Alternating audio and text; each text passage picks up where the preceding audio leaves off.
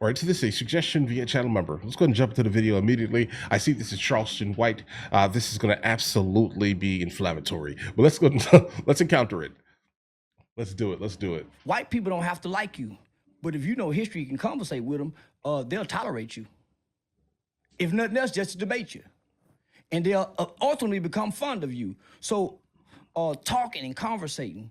I want to meet people that black people think is against us, to come back and say if they're really against us. That's how I became a Republican in Texas. After the George Zimmerman and Trayvon Martin's verdict, I didn't want to join the hateful Black Lives Matter group. I got a loving mother who says, son, God has no respect of person. So my mother, I don't know hate. I come from a loving home. I don't know hate. I had to come play like I'm hateful to fit in a group of people that's hateful. So Jeez. I didn't want to join a Black Lives Matter group with anger. You never did. I never did. I hated it. That explains and plus, a lot. I ain't following 3 lesbian nowhere. Not no stud. I might follow a bisexual woman, yeah, but I ain't following 3 studs. That makes sense. Yeah, I ain't following. Yeah, so I wanted to prove to black people, because here I am.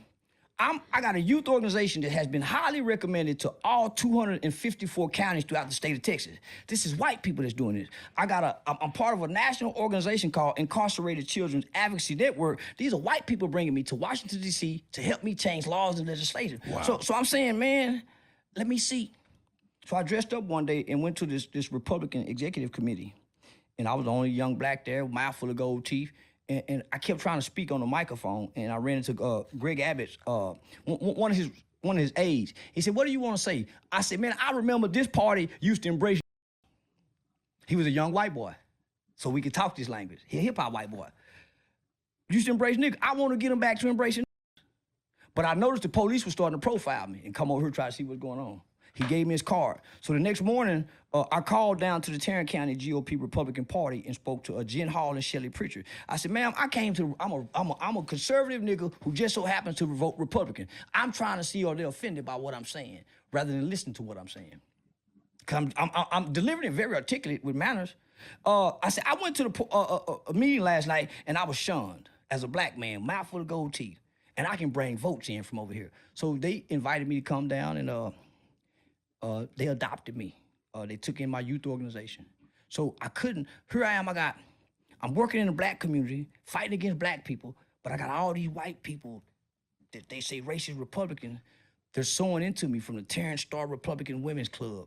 I'm building a relationship with judges where when black people get in trouble, I say, Yana, he works for me over there. Oh, he does, Charleston? Show us some proof. So I'm building relationships, because why would I be a Democrat and there's hardly any Democratic judges? And all my people need judges with a mouthpiece. So I found out that white people aren't really racist. They prejudice. Okay. Listen, I'm gonna go ahead and say, like, I've been around a lot of white people. I would say personally, I grew up in an area that was majority white. I went to schools that were majority white, let's say white or Asian, and I'm gonna go ahead and attest to this here. I would say that I would feel, I'm trying to use my words correctly here. I'm not Charleston White here. I just don't say everything that comes in my head here. But here's the thing. I'm gonna go ahead and say that it's more of a class issue nationally than a direct color issue, right? I would say normally that's been my experience, I would say personally here. Now, I didn't know anything about this man, not like that. All I see basically are like wild clips of him saying basically any and everything that he possibly can say to get as much clicks and shares as humanly possible. But he definitely pointed out something immediately. And I have noticed that, right? If you want to, in fact, get into the minds, let's say, of like the majority of Black America, you're going to have to appear like him, right? Like handle yourself like him, deal with the world like him. Right, he mentioned it. Everyone is hateful, crab in a barrel type of scenario consistently. You're going to have to behave in the manner that they behave, and then you'd be able to, for the most part, connect slightly, right?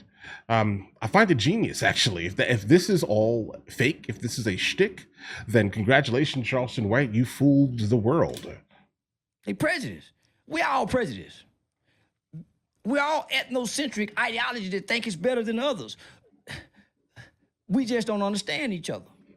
So I start bringing around these white Republican people with dreads and tattoos who had cases, and they see redemption in these people because they hear the stories.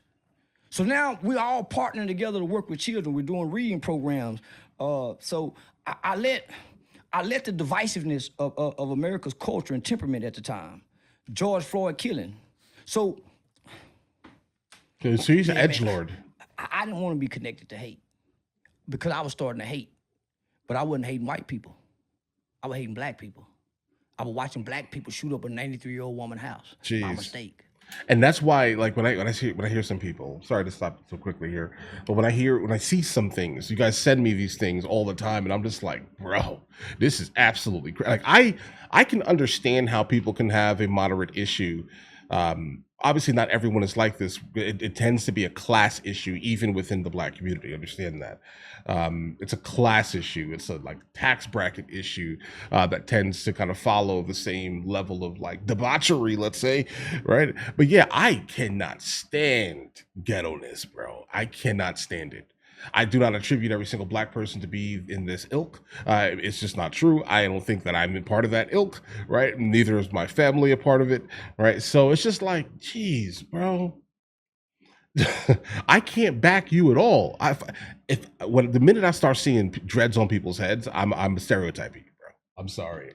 Like I don't mean it in like a terribly crazy way. I'm not gonna treat you terribly, right? But it's in my head immediately. I'm like, you kind of fit the mold a little bit, bro. All right, you're wearing all the things that make me understand that you're probably a part of that community, and that community is terrible, toxic.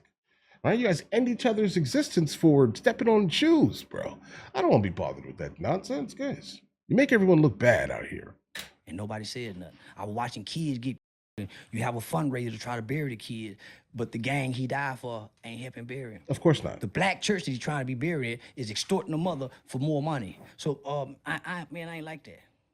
So, I was getting burnt out because I was a struggling father trying to help the community. I became the change I wanted to see. I'm a pre-law student at Texas Western University, just started a youth organization. Car broke down, I'm riding the bus to school. People ride by, see me, so I'm embarrassed by being on the bus stop. Can't take my kids nowhere, but I got a heart to help the community. So at some point, you become frustrated and angry, as most community leaders do. The lack of support. I figured out a way how to self-sustain my organization. I didn't have to apply for no grants. I knew how to sell barbecue, shake down the drug dealers, stop the say y'all can't sell no, so I would shake down the community. I'm gonna call the police on y'all. Why I need to add white people, and I'm helping us. So black people became my greatest enemy, helping their children. But I'm the ones getting their kids out the juvenile system. I'm the ones setting up the, getting people license back, reinstated. I turned away from everybody. I was having a mental breakdown. Every day, all day. Man, you talking about for almost 7, 8 years. And I'm speaking in legislation. I'm doing trainings for the U.S. Department of Homeland Security. And I'm trying to maintain my GPA. Yeah, I had a mental breakdown. And this what caused the breakdown.